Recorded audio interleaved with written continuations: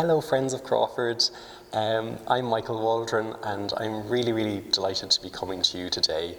Of course we'd love to do this in our lecture theatre as usual and to have a nice social experience as well, but unfortunately that can't be. So please join me on the first of two guided visits to the exhibition Lucid Abnormalities, which brings works from the collection together in strange new relationships, maybe not always strange, but new relationships nonetheless. And we have works by Patrick Scott and Alice Maher, all the way through to Mary Swansea and John Lavery. So wonderful things to expect and to enjoy. So please join me on this first of two guided visits to Lucid Abnormalities.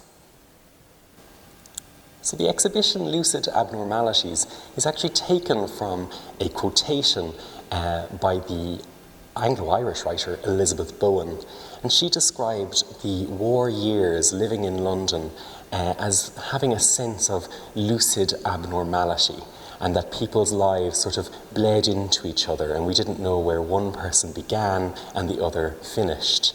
And so the idea of this forms the exhibition, these strange new relationships and the strange new way that we might look at the world. So along this tour, we're going to have a look at some of those pairings. But to begin with, I'd like to introduce you to a really wonderful work behind me by Patrick Scott. And as many of you know, Patrick Scott was born in Kilbrittain, County Cork, and his imagination opened up as a child as he looked out on the Atlantic Ocean. And so that's a really interesting expanse to consider as a child, and it informed a lot of his work. So many of you will know his work and particularly his gold discs that you see in his paintings. This particular one dates just to a little bit earlier, probably the early 1960s, and it is a response and even an expression of outrage against the hydrogen bomb testing of that era. So if we cast our minds back to the Cold War and that fear around armament across the globe, this is his response, an Irish artist looking at the world. And so what we have is this large, almost sun-like image at the top of the canvas as it leaches and bleaches and runs down the canvas. So it's almost that normal life is ebbing away, and instead we have this sort of apocalyptic vision. So I promise that most of what we're looking at will be a bit more upbeat, but it is a good mood setter. And so here you can see the wonderful disc behind me and the veins coming off it. It's almost like atomic energy itself. And so this is his very modern response in the 1960s to that very troubling time. Some of the works in this exhibition aren't often seen, and it's a great pleasure to be able to share works that have been in storage for quite some time, including this work called Familiar 3 by the Irish artist Alice Maher. Alice, as many of you know, is a native of County Tipperary, and this canvas and a sculptural object behind me date to the mid-1990s, about 1994. And at once we have this very large canvas with quite a dark ground and a mysterious object at its core. And then beside it, at the same height as that object, we have a sculptural form. Both invite us in because we want to know a little bit more. But we'll begin with the canvas itself. So the canvas, at its core, we have what looks like an iceberg or a white mountain. And the closer we get, the more we realize that there's something on top of it. So right up here, you have a campfire and a nude female figure reclining in front of it. I asked the artist about it and she said, perhaps she's enjoying the heat from that fire. It opens up a lot of questions for us. And that spark from a fire, that kind of moment of ignition, tells us a lot. So the kind of generating of ideas is right at the center here. And the artist has wondered, who is this figure? Is she a mite that has sprung from the hole in the sculptural object behind me? Or is she dreaming up that sculpture? So it's a kind of a chicken or an egg situation, which came first. Which brings me to the wonderful object to my other side. The two objects, the canvas and the sculpture, form the work. So they're not two separate works. And the object, the sculptural object, is made from flax. And if any of you know, flax, of course, when processed properly, becomes canvas or linen. So it is in a state of maybe becoming. It's between states. It's neither the flax plant nor the thread that is useful for canvas making. And so it is in this in-between state that we catch it. And the artist interweaves these narratives of becoming and something that is familiar for us to experience and to wonder at. The gallery acquired this work behind me in 2017, but this is the very first time that we've been able to show the work. It's called The Angel of the Annunciation by Patrick Hennessy. And many of you will know, of course, Patrick Hennessy's portrait of Elizabeth Bowen, who I mentioned earlier. This dates to about 1953, and it was originally exhibited at the Royal Hibernian Academy. And what we see is a beautiful coastal landscape of a shoreline and a glistening sea beyond with a clouded sky. Perhaps we'd want to be on that beach. And then we have two sort of unusual figures. We recognize them instantly. One is an angel, and the other is some other form that we might expect to peer out at us from a niche in a Gothic cathedral. So these are sculptures maybe of wood or stone, and they have a relationship with each other.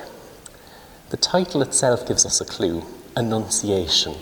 So it suggests that perhaps the angel figure might be the Archangel Gabriel, who, of course, heralded the conception and birth of Jesus, but also in the book of Revelations had a conversation with Christ on the shore.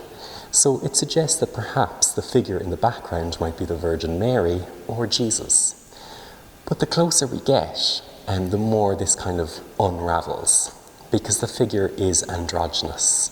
We don't know if it's male or female, and therefore we're not quite sure what the painting is telling us, what is being announced, and to whom. And this sort of mystery is really what Hennessy does best. Some people have called him slightly surreal, but certainly his work is photoreal and creates interesting relationships within it.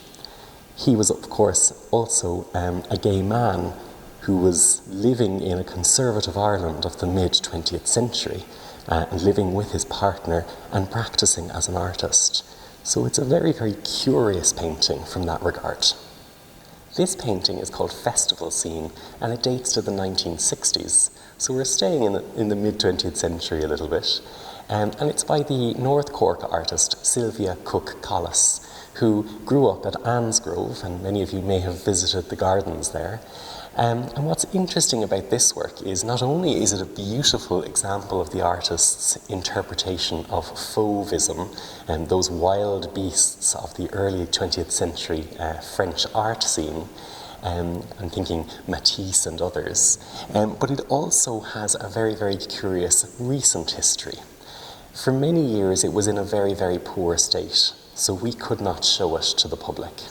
But thanks to collaboration with the National Gallery of Ireland and the Irish Museum of Modern Art, an intern, a conservation intern named Giulia Campagnari, conserved this work painstakingly So she had to remove it from its stretcher, so the timber frame that is underneath it, and she had to put it through many different processes to clean it, to prevent it from continuing to warp, to re-stretch it, to clean and repair the frame.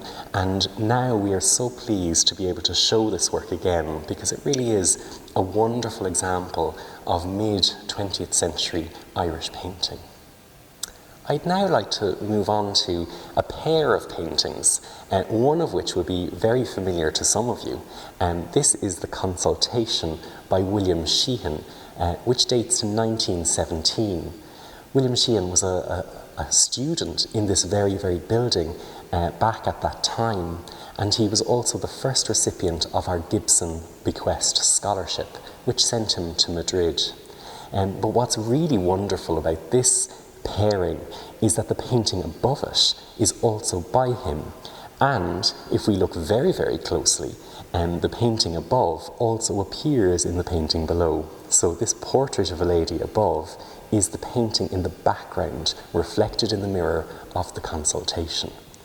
And it's really wonderful to be able to place these two works together for the first time in probably almost a century.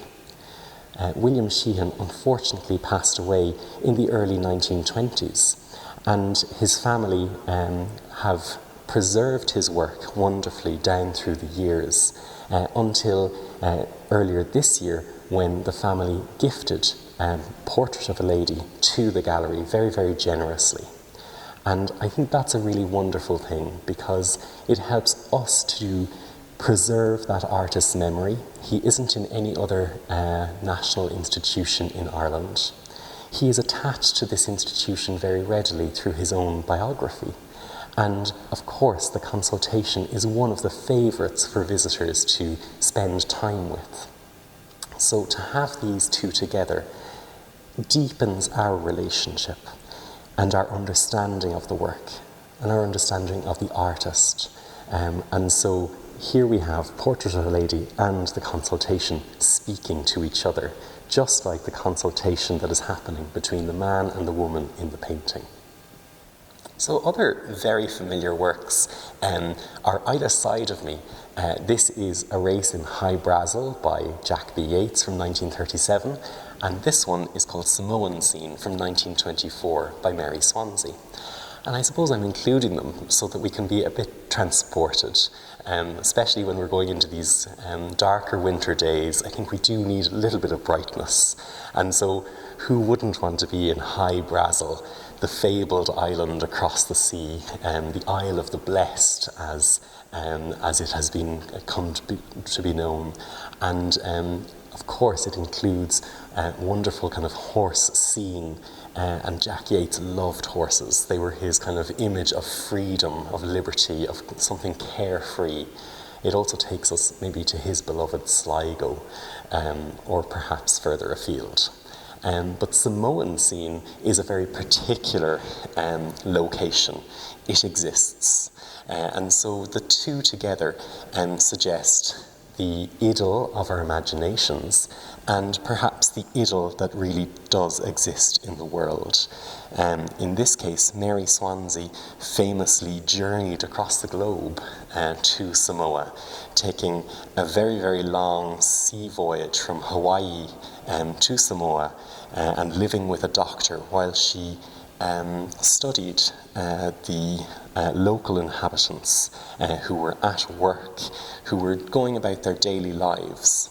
Very unlike Paul Gauguin, who sort of was more of a voyeur, and she was a bit more like an anthropologist who was curious about people and what they did. But what's wonderful about this is that it also expresses something of Mary Swansea's surprise. She was a native of Dublin, and I suppose in Ireland we're always certain of our green country in the 40 shades, when she said when she went to Samoa, she was overwhelmed by the number of colours of green or shades of green that she encountered. So for an Irish artist, that's a big thing. So I just wanted to transport you with these two works to reassure us that they are still here waiting for us, and that we will reacquaint ourselves again with them soon. So I'm coming to another pair of paintings that have been deliberately chosen to sit side by side, but they are separated by almost 150 years. So the work to my right here is called Beppo. It has a longer title, which I won't try to recite now, but it is by the Clonakilty-born artist Alfred Elmore, and it dates to about 1847. So imagine that, as Ireland is in the grip of the famine, this great work by an Irish artist is being produced probably in London. Some of you might have thought, oh, is that a painting by Daniel Maclise? And you wouldn't be far wrong, because of course Maclise was just a generation older or so than Alfred Elmore, and would have been a great influence on the style of the day, but also on the style of Irish artists trying to make it big in London. And so this particular painting takes as its subject matter a story by Lord Byron himself. And Beppo is this figure here, who is in what we might call Oriental dress. He is, although he looks to be perhaps Turkish or Middle Eastern, he in fact is a European Caucasian who is in disguise. And the woman who encounters him is his fiancée. This reminds me a little bit of a Rock Hudson or Doris Day movie where, a husband has been lost at sea and the wife moves on. And that is the case here. She is accompanied by this man. They seem suspicious of Beppo because they do not recognize him. He is in disguise. And all will be revealed. But what's very, very interesting about this is of its Venetian setting and the East meets West. It's also what we would call an example of Orientalism. So it is a Western painter, a white male painter, interpreting the East and perhaps making it exotic. And in the 1970s, Edward Said started to challenge that idea of the Western gaze on the East and to kind of unpick our thinking about it.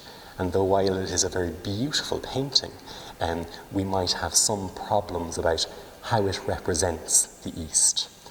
Which brings me to the painting on my left. This is called The Cabinet of Exotica.